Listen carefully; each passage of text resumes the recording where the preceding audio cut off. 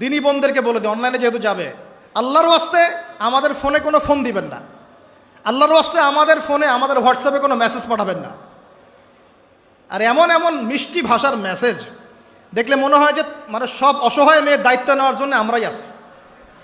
আর সবার একটাই সমস্যা, আমার স্বামী ভালো না, আমার স্বামী ভালো, তার ধারণা যে তার স্বামী ভালো না, বাকিদের সবার স্বামী ভালো।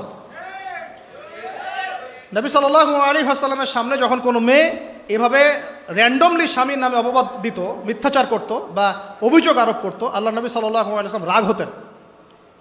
সে আপনার ভরণ পোষণ দেয়, আপনাকে খাওয়ায়, আপনাকে পড়ায়, আপনার সিকিউরিটি দেয়, আপনার সম্মান রক্ষা করে, সারাটা জীবন আপনার জন্য একদম তেজপাতা বানায় ফেলে দিল, এখন বলছেন স্বামী ভালো না। মেয়েদের দিনদার মেয়েদের মধ্যে যে পরিমাণ স্বামীর প্রতি অশ্রদ্ধা, অসম্মান আর কটুবাক্য, সম্মানহানি, গায়রতের খেলাফ কাজ করার যা দৃষ্টান্ত আমাদের সামনে আছে, আর বেদিনদের ব্যাপারে বলার তো আমার ভাষাই নাই। মনে করবেন না যে কেউ মাদ্রাসায় পড়লেই একদম দুধে দেওয়া তুলসী পাতা হয়ে যায়, না, ভুল ধারণা আপনার, কখনো নয়। আমরা নিজেরা নিজেদের চরিত্র পবিত্র রাখবো, ইনশাল্লাহ আল্লাহর কাছে পবিত্র মেয়ে চেয়ে নিব। একটা মেয়ে যে স্বামীর সম্মান বোঝে না, সে কিসের স্ত্রী? একটা মেয়ে যে স্বামীর সম্মান বোঝে না, সে কিসের স্ত্রী? আবার একটা স্বামী যে তার স্ত্রীর সম্মান বোঝে না, সে কিসের স্বামী? সমস্যা, আমি ইসলাম এবং পারিবারিক জীবন নিয়ে আমার ভিতরে এত কথা জমে আছে, এটা বলতে গেলে আমার 3 ঘন্টা সময় লাগবে। তবে আমি আলাদা করে এটা নিয়ে একটা লেকচার দেবো ইনশাল্লাহ। কিছু কিছু বিষয় আপনার চেয়ে আমার বয়স কম হতে পারে, কিন্তু এই বিষয়গুলোতে আমার অভিজ্ঞতা আপনার চেয়ে 10 গুণ বেশি আছে। আর একটা ভুল তো জীবনে করতে যাবেন না, সেটা হলো যে ফ্যান্টাসিতে ভুগে অতিরিক্ত দায়িত্ব নিতে যায় না। ফ্যান্টাসিতে ভুগে অতিরিক্ত দায়িত্ব নিতে যায় না, তাহলে দিন থেকে আপনি বিচ্যুত হয়ে যেতে পারেন। স্ত্রী হবে কেমন? কোমল, নমনীয়, শুনবে, আনুগত্য করবে, যে কথাগুলো কোরআন সুন্নাহর মধ্যে আছে এগুলো শুনবে, আনুগত্য করবে, স্বামীর সম্মান বুঝবে। সারাদিন স্বামী বাহির থেকে কষ্ট পরিশ্রম করে বাসায় ঢুকে, তার চেহারা দেখলেই যেন সব পরিশ্রম ভুলে যায়, এমন হবে স্ত্রী। ঘরে ঢুকেই খাটাস খুটুস, কথা নাই, বার্তা নাই, ঝগড়াঝাটি, হ্যাঁ খাওয়া রেডি করা, যাও খেয়ে নাও। আপনারা কি মনে করেছেন? নবী করিম সাল্লাল্লাহু আলাইহি ওয়াসাল্লাম বলেছেন, আল্লাহর পরে যদি আমি কাউকে সেজদা করার আদেশ করতাম, আমি মেয়েদেরকে বলতাম তারা যেন স্বামীদেরকে সেজদা করে। এখন তো আপনারা সব তসলিমা নাসরিনের ফ্যান হয়ে বসে আছে, ওরা আপনাদেরকে ব্রেইন ওয়াশ করে দিয়েছে। সব ক্ষেত্রে সমান অধিকারের কথা আপনাকে কে বলেছে? কোন কোন ক্ষেত্রে আপনাকে অগ্রাধিকার দেওয়া হয়েছে। আপনি খুঁজছেন সমান অধিকার, আর ইসলাম দিয়েছে অগ্রাধিকার। কত বোকা আপনি, কোন কমন সেন্স নাই, ননসেন্স। বাসায় ঘরে ঘরে প্রবলেমসগুলো চলতেছে, ঘরে ঘরে।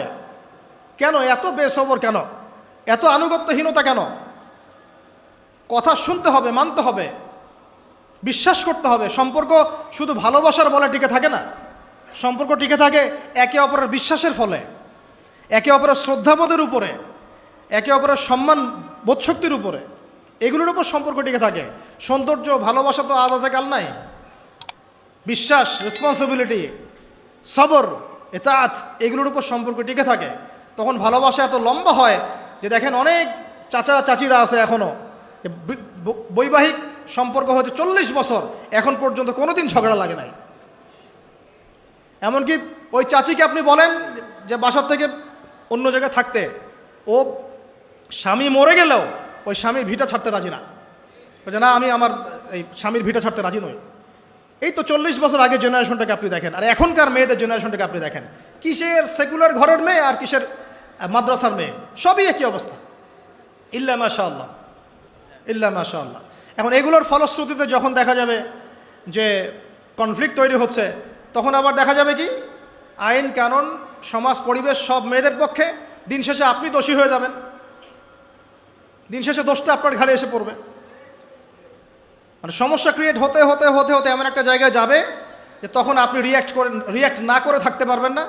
তখন যদি আপনি কোনো রিয়্যাক্ট করে ফেলেন, সব দোষটা তখন আপনার ঘাড়ে গিয়ে পড়বে। এভাবে আস্তে আস্তে পরিবারগুলো ভেঙে যাচ্ছে। ভালো লাগছে না, আল্লাহ পাকের নেয়ামত ভালো লাগছে না। আর যারা দিনদার, যে স্বামীরা দিনদার, পরহেজগার, মোত্তাকি এবং দিনের পথের পথিক, তাদের জন্য স্ত্রীদের ভূমিকা কেমন হওয়া উচিত? স্বামীকে স্পেস দিতে হবে, তার মাথাটাকে ঠান্ডা রাখতে হবে, তাকে আল্লাহর জন্য ওয়াকফ করে দেওয়া লাগবে যে আমার স্বামী আল্লাহর জন্য, আমার স্বামী উম্মতের সম্পদ, তার জন্য কোনো পেরেশানি না হয়, তাকে যেন এক গ্লাস পানিও ঢেলে খেতে না হয়, সে ওই টাইমটা যেন আল্লাহর দিকে দিতে পারে। এতে আমিও জান্নাতে যাব, সেও জান্নাতে যাবে ইনশাআল্লাহ। পরিবারগুলো এইভাবে হচ্ছে না। কিছু কিছু বিষয় আমি নিজেও খুব ফেড আপ।